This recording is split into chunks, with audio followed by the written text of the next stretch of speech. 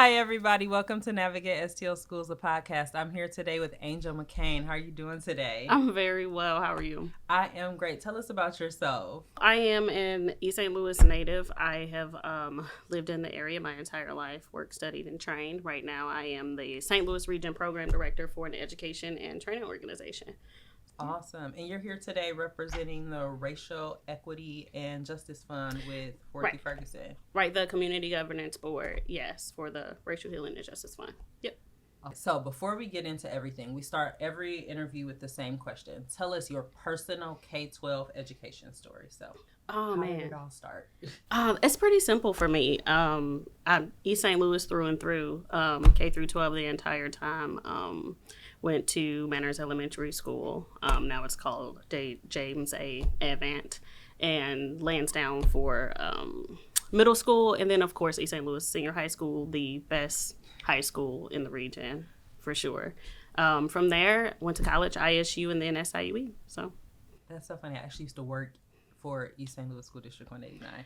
Like one of the best districts out there. I am so ride or die East St. Louis. So, all right. So Forward Through Ferguson, I'm pretty sure, if I'm not mistaken, was born out of the tragedies that occurred around the shooting of Michael Brown, correct? Yes. And so it's like a community commission or a nonprofit? Like what is the goal of Forward Through Ferguson? Yes. So it is a nonprofit, and it was created in response to the Ferguson Commission's calls to action. Right. So back in 2014, the then Missouri governor got a group of folks together, some leaders together, and charged them with investigating socioeconomic inequities in the region. Right. And so they produced a report. Right. And now Forward Through Ferguson exists to kind of lead the charge, act as a launch pad for addressing the calls to action in their report. Okay. And the report was based on the Michael Brown incident, correct? Right. So that was the thing that the catalyst for getting the commission together. They took a deep dive into the inequities we see in our region, right? And they broke it down into 3 areas. Justice for all, right? When they're talking about police reform and court reform. Youth at the center. Obviously, that's going to be our education structures and our policies and things we're doing to support our young people. And the other one is opportunity to thrive, right? And so essentially that's everything else we see in our community that impacts a person's negatively impacts a person's ability to move forward, right? So that's housing, that's healthcare, that's transportation, that's reasonable access to grocery stores, right? It's all of it. And it's crazy to think about because I don't think that there's a single person in St. Louis or almost in America at this point who can't say that they don't recall where they were when things occurred with Michael Brown. And so it's really great that from that tragedy that the work has been inspired to ensure that we don't ever see another Michael Brown in St. Louis again. And so what you mentioned a community governance board. What does that mean? Okay, so the community governance board, again, extending the work that FTF is doing to address those calls of action lined out in the Ferguson Commission's report. There was a St. Louis Healing and Justice Fund created, right? And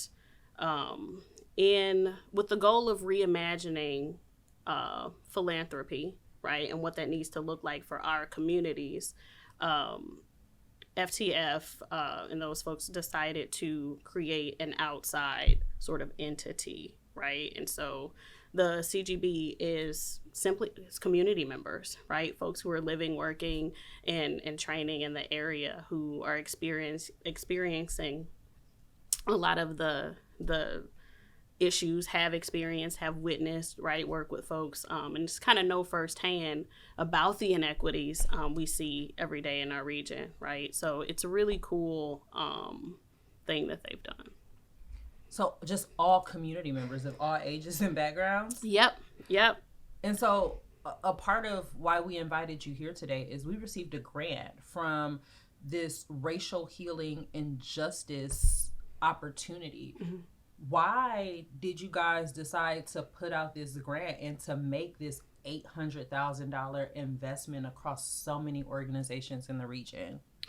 Yeah, so I think at the root of this, it's about putting resources in the hands of people and organizations who are doing the work and bringing the community into decision-making spaces, right? And so as a part of this, addressing the cost to action and reimagining what our communities and our spaces should look like, it was just very important that, we think about what things cost and what people need to move forward these missions and create the change.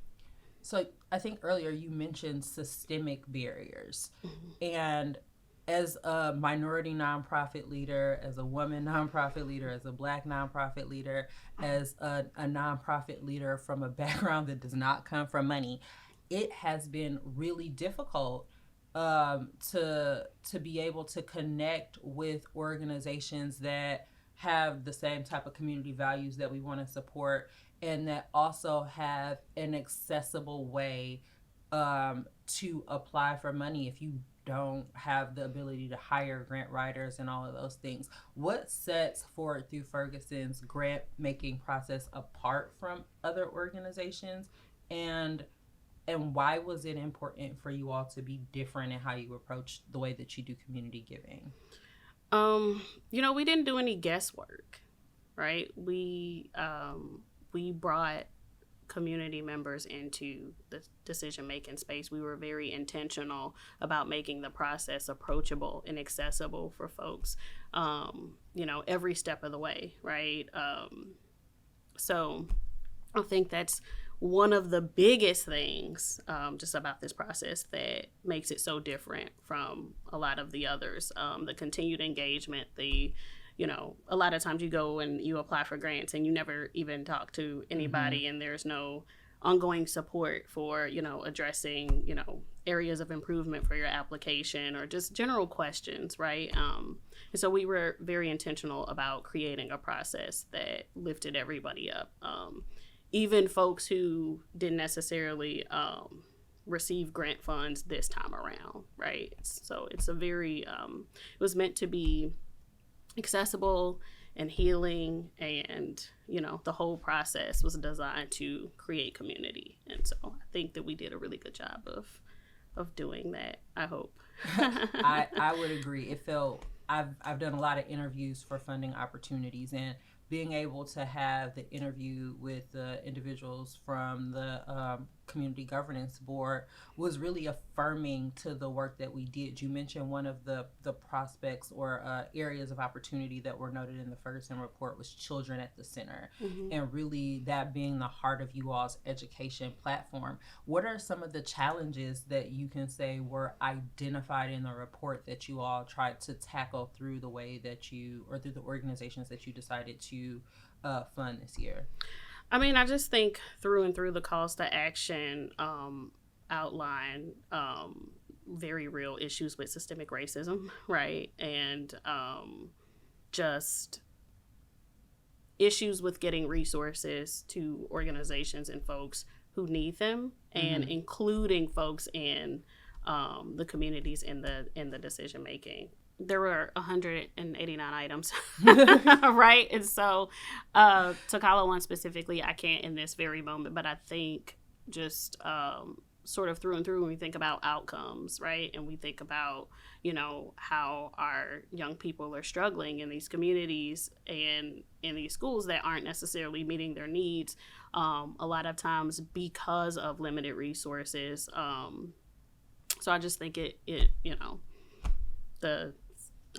systemic racism just kind of really sums it up, not to beat a dead horse, but it's it truly is, the culprit. When you have 189 things on the list, it does become a product of the system, not the people. And it extends well beyond the classroom. We look at our communities, and so many of our babies are living in food deserts, right?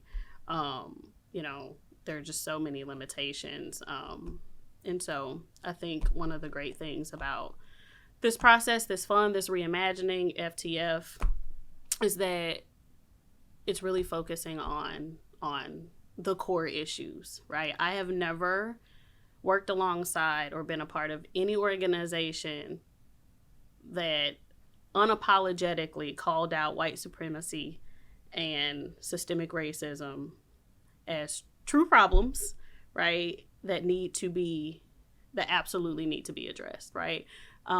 There's always this sort of tiptoeing around, with the DEI things and the trainings and just like, but the hard, cold, like truth, like saying the thing. I think that's what is happening in this space, and I think it's absolutely what's going to be necessary to create long-term, like real change that we can see in our everyday lives. Yeah.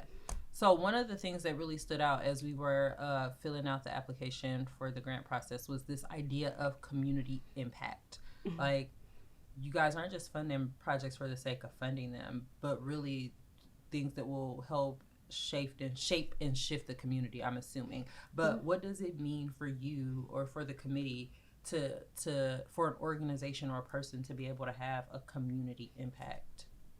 I think it really is about intentionality, bringing everyday people who are wanting to see change into the space and putting the decision-making power in the hands of those folks, believing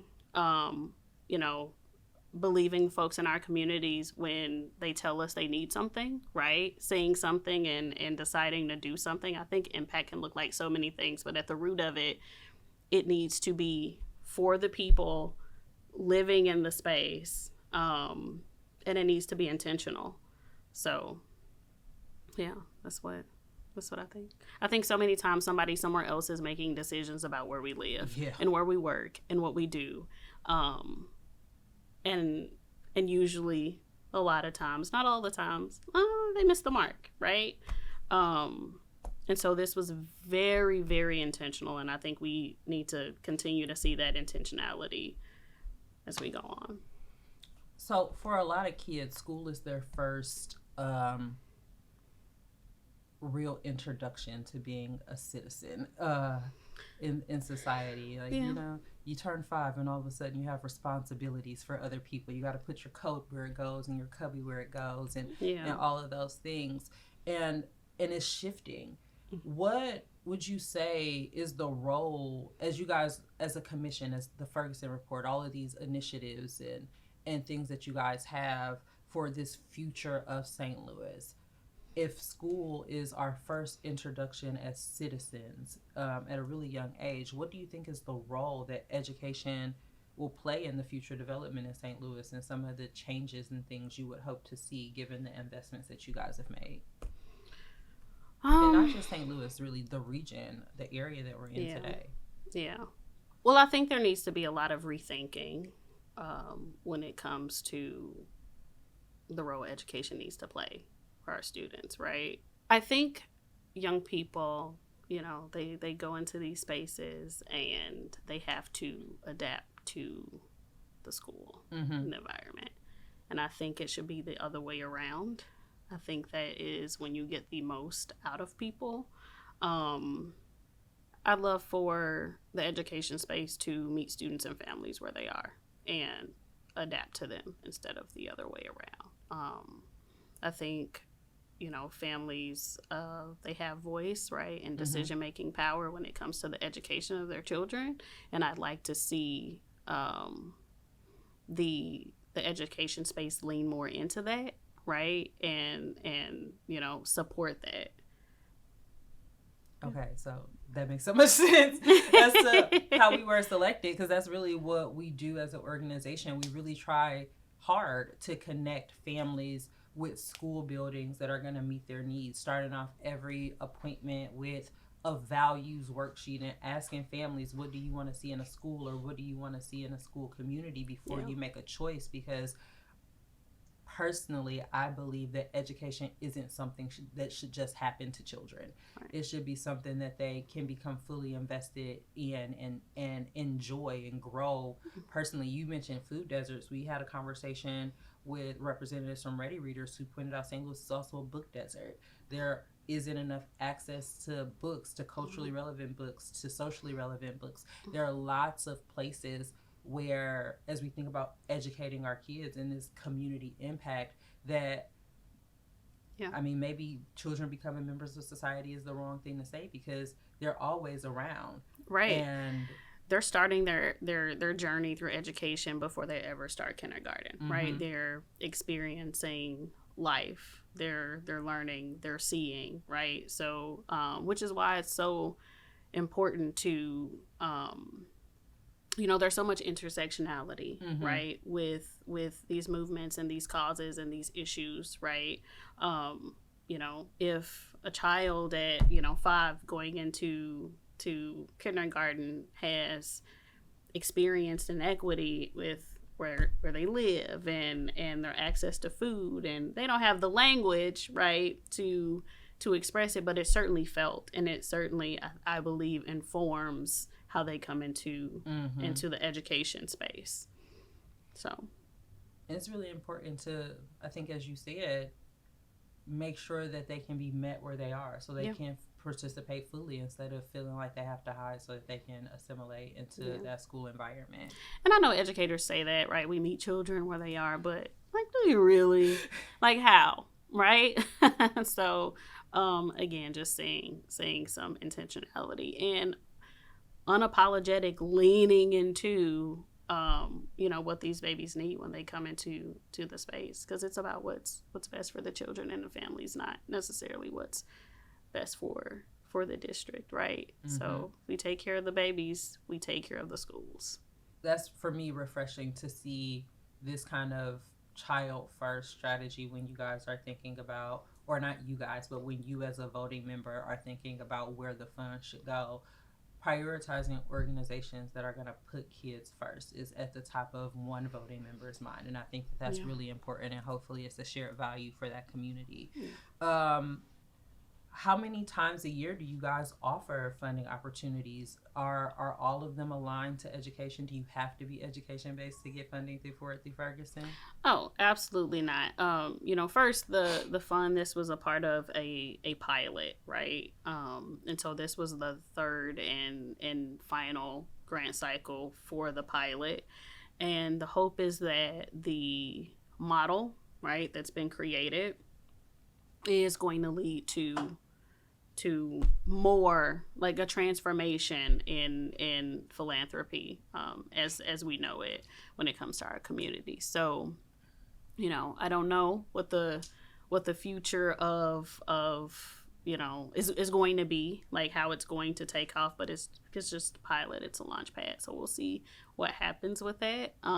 We funded all sorts of organizations, urban farming, education, health-based sorts of organizations. So we really took a holistic approach to the funding priorities. That's so cool. Like you mentioned early on, a child might come into a classroom with trauma, so it's not enough to fund somebody that's doing education. Maybe you want to fund, we need mental health resources. Maybe you want to fund food deserts. Maybe you want to fund urban farming, so that this child has every opportunity to come into their classroom or to their learning environment, for a play on words, healed through the investments of the racial healing and justice grants. Yeah. That's a really cool kind of full circle idea. Yeah. Given that this organization was born through such a tragedy and tumultuous time, what gives you hope for the future of St. Louis and the future of the kids of St. Louis and the ways that we educate kids in St. Louis? Organizations like FTF, entities like the CGB, there are folks out here really being intentional and thoughtful and unapologetic in the quest to right the wrongs that we've seen in our communities for so long. I'll go back to what I said earlier. FTF, it was so refreshing and liberating, and it was healing for me to even participate in this process, because I'd never been a part of something where folks were just so unapologetically like, nope, this is, a white supremacist value, and we are not going to, you know what I mean? Like, just that that, right? That is what gives me hope. There are people saying the hard things, having the hard conversations for real, right? And being very intentional about holding folks accountable. And so I think that's so important. It's kind of like it's a whole different level of advocacy. And so I think that's what gives me hope. Now, if somebody wants to support the work of Forward Through Ferguson or help to continue the pilot program of the Racial Healing and Equity or Racial Healing and Justice Grant, how do they get involved? I would just say, stay locked in to FTF, right? They have a great website. It's so detailed. They're constantly updating it with things they're working on, information. There's a list of the grantees from this cycle. Connect with some of those organizations, right? Lots of folks out here doing great work. So I would just say to kind of follow closely with what they're doing over there. Yeah. Awesome. And how do people find you guys? I mean, again, the website. Right. So I don't know what the future of the CGB is, right? This, again, we're wrapping up the pilot program. So I don't know what, it's going to look like, but this process is, a model, and hopefully, it will, be used and things will grow. And so I don't know what the future is, but FTF, again, is just a great resource to stay updated on what's happening. If there is going to be something beyond the pilot, and they're just involved in all sorts of wonderful advocacy work, right? So I would go there. Awesome. Well, thank you so much for being with us, Angel. And thank you guys for listening. All of the information to connect with Forward Through Ferguson and the Community Governance Board will be in the show notes. Have a great rest of your day.